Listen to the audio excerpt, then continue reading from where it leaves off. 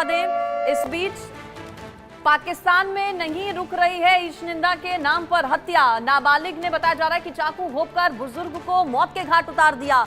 ये बड़ी खबर आपको बता रहे हैं। ईश निंदा कानून देखिए कई मुस्लिम देशों में लागू है, लेकिन अगर इस तरह के आप केसेस देखेंगे खासतौर पर पाकिस्तान में, कानून तक पहुंचने से पहले ही इस तरह के लोग भीड़ का शिकार हो जाते हैं। और ऐसा ही एक मामला सामने आया है पाकिस्तान से ताजा, जब शिया समुदाय के एक बुजुर्ग शख्स की चाकू से घोंपकर हत्या कर दी गई है। चाकू घोंपकर नाबालिग ने अल्पसंख्यक को मार डाला। चाकू से हमला किया गया नाबालिग की ओर से अल्पसंख्यक पर। 14 साल के लड़के ने वारदात को अंजाम दिया। आप सोचिए, 14 साल के नाबालिग की ओर से इस हत्या की वारदात को अंजाम दिया गया। ईश निंदा के आरोप में 4 दिनों के अंदर ये दूसरी हत्या हुई है पाकिस्तान में। पाकिस्तान के पंजाब प्रांत इलाके की है ये पूरी घटना, जहां पर एक नाबालिग की ओर से, एक 14 साल के नाबालिग की ओर से एक बुजुर्ग की हत्या कर दी गई, बुजुर्ग अल्पसंख्यक। और चलिए अब आपको बताते हैं ईश निंदा के चर्चित मामले। जून 2024, अभी जैसा कि मैंने बताया एक हफ्ते में इस तरह का ये दूसरा मामला है। खैबर पख्तूनख्वा में भी ऐसा ही मामला सामने आया। अपमान में शख्स को जिंदा जला दिया गया। सिर्फ शक था और शक के आधार पर जिंदा जला दिया गया। ईसाई शख्स ने दरअसल आरोप ये कि कुरान का अपमान किया। मई 2024 का एक मामला आपको बता रहे हैं। भीड़ ने घर और फैक्ट्री में आग लगा दी इसी शक में कि अपमान किया गया है। पंजाब प्रांत के सरगोधा इलाके की ये पूरी घटना है। ग्राफिक्स के जरिए आपको चर्चित जो मामले हैं ईश निंदा के पाकिस्तान के, वो हम बता रहे हैं। मई 2023 में पीटीआई की रैली में शख्स पर ईश निंदा का आरोप लगा था और उसी आरोप में पीट कर हिंसक भीड़ ने शख्स को मौत के घाट उतार दिया था।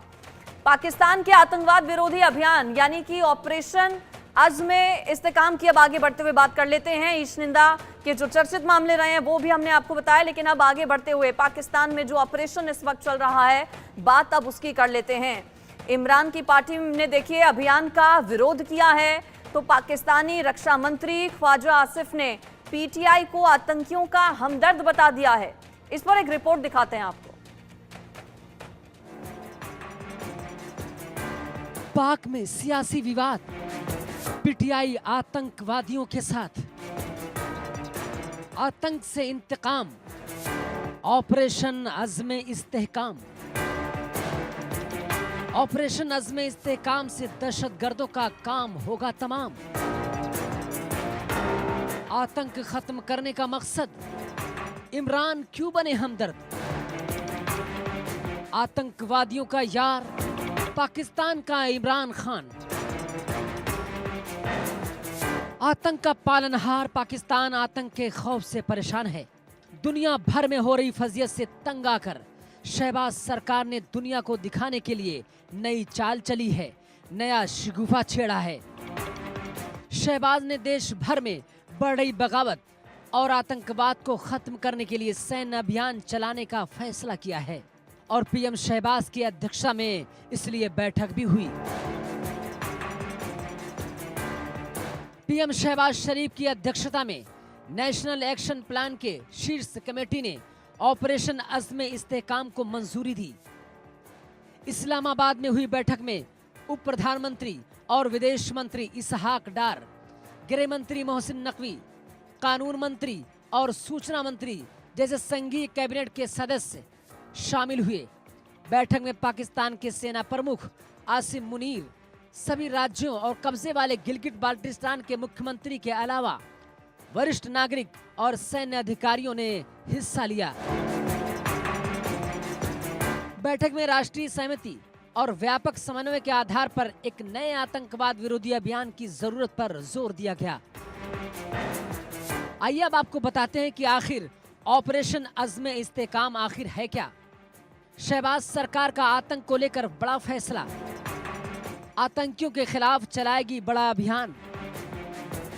अभियान का नाम ऑपरेशन अज़्म इस्तेहकाम। चरमपंथ और आतंकवाद को खत्म करने का मकसद, सशस्त्र बलों की तरफ से चलाया जाएगा अभियान। सभी कानून प्रवर्तन एजेंसियों के समर्थन से ऑपरेशन। गिलगिट बाल्टिस्तान और पीओके में चलेगा अभियान। कानूनी खामियों को दूर करने के लिए प्रभावी कानून बनेंगे। आतंकवाद के खिलाफ लड़ाई पाकिस्तान की अपनी जंग, जो देश के अस्तित्व और कल्याण के लिए बेहद महत्वपूर्ण है। किसी को कानून व्यवस्था को चुनौती देने की इजाजत नहीं दी जाएगी। लेकिन शहबाज सरकार के चरमपंथ के खिलाफ सैन्य अभियान चलाने को मंजूरी देने का देश के अंदर ही विरोध शुरू हो गया। इमरान की पार्टी पाकिस्तान तहरीक-ए-इंसाफ और सुन्नी इत्तेहाद काउंसिल ने आतंकवादियों के खिलाफ सैन्य अभियान का विरोध करने का फैसला किया है।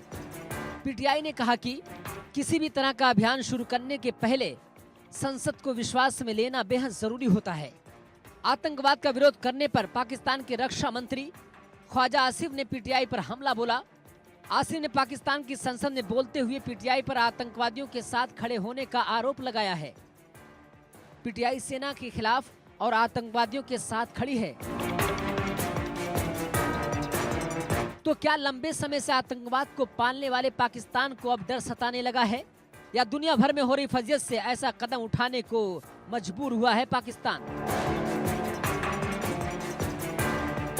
Bureau report, India news. और चलिए अब आगे बढ़ते हुए बड़ी खबर आपको अगली बता देते हैं। पाकिस्तान से पलायन को अल्पसंख्यक मजबूर हैं। बड़ी खबर आपको बता रहे हैं, पाकिस्तान से पलायन को मजबूर अल्पसंख्यक। वहां पर पाकिस्तान हिंदू मंदिर प्रबंधन समिति के आपको बता दें हारून की तरफ से दावा किया गया है कि खैबर पख्तूनख्वा जल्द ही हिंदू सिख विहीन हो जाएगा। खैबर पख्तूनख्वा कभी हिंदुओं से आबाद हुआ करता था इलाका, लेकिन अब स्थितियां कुछ इस तरह की हो गई हैं कि हिंदू विहीन हो जाएगा वो पूरा इलाका, ऐसा दावा किया जाता है। दरअसल जो आबादी है हिंदुओं की वो बहुत ज्यादा कम होती जा रही है। खैबर पख्तूनख्वा जल्द ही हिंदू सिख विहीन हो जाएगा ये कहा गया है। खैबर पख्तूनख्वा कभी अगर वहाँ की आबादी की बात करें तो बड़ी तादाद हुआ करती थी वहाँ पर हिंदुओं की, सिखों की, लेकिन अब स्थितियां कुछ इस तरह की हो गई हैं। हिंदू सिख पंजाब और सिंध चले गए हैं और हिंदू सिख पहले से ही दोयम दर्जे की जिंदगी वहां पर जी रहे थे, लेकिन अब स्थितियां इतनी ज्यादा खराब हो गई हैं कि पलायन को लोग मजबूर हो गए हैं और बड़े पैमाने पर पलायन वहां से हो चुका है और ये सिलसिला निरंतर अभी भी चल रहा है। इससे पहले ईश निंदा का हम जिक्र कर रहे थे। ईश निंदा के भी कई मामले पाकिस्तान से सामने आए हैं। पिछले एक हफ्ते में 2 से 3 मामले सामने आए हैं जब शक के आधार पर भी हत्या कर दी गई है भीड़ की ओर से। मॉब लिंचिंग की घटनाएं अक्सर पाकिस्तान से आती हैं सामने, यानी कि आप कह सकते हैं कि पाकिस्तान में हिंदू होना गुनाह है। अब पाकिस्तान सरकार में ही रक्षा मंत्री हैं ख्वाजा, जिनकी ओर से बड़ी बात कही गई है, खुद स्वीकार रहे हैं वो इस बात को कि पाकिस्तान सरकार अल्पसंख्यकों को सुरक्षा देने में पूरी तरह से फेल साबित हो रही है। पाकिस्तान में जो अल्पसंख्यक हैं उन पर हर वक्त खतरा मंडराता है और पाकिस्तान में जो अल्पसंख्यक हैं वो बिल्कुल भी सुरक्षित नहीं हैं, बल्कि उनकी ओर से कहा गया कि मुस्लिम भी कुछ ऐसे हैं जो कि सुरक्षित नहीं है। और अब आपको ग्राफिक्स के जरिए बड़ी बातें कुछ बता देते हैं। और बड़ी बात यह कि हर साल करीब 60,000 हिंदू पलायन करते हैं। करीब 1.5 लाख हिंदुओं का भारत में पलायन 1951 से लेकर 1998 तक हुआ है। पाकिस्तान में हिंदू लड़कियों का अपहरण का सिलसिला अभी भी जारी रहता है। धर्मांतरण गैंग ने लाखों हिंदुओं का धर्म परिवर्तन करवाया है। 1947 में ईसाई 3% थे और 2022 में मात्र 1% रह गए। 1947 में सिख की जो संख्या है सिखों की वो 20 लाख थी और 2024 में 20 लाख से घटकर ये संख्या 74,130 करीब रह गई। आप सोचिए कुछ सालों में किस तरह से जो पूरी तस्वीर है वो बदली है, कितनी संख्या कम हुई है वहां पर हिंदुओं की, सिखों की। और पाकिस्तान के लिए कहा जाता है कि वहां पर हिंदू होकर रहना एक गुनाह है, सजा रोजाना वहां पर वो लोग भुगतते हैं, चूंकि हमले होते हैं, प्रताड़ित किया जाता है, परेशान किया जाता है, जीना दुश्वार कर दिया जाता है। आगे बढ़ते हैं, अगली बड़ी खबर आपको बता दें। और अगली बड़ी खबर क्या है ये आप जानिए। पाकिस्तानी सेना और टीटीपी में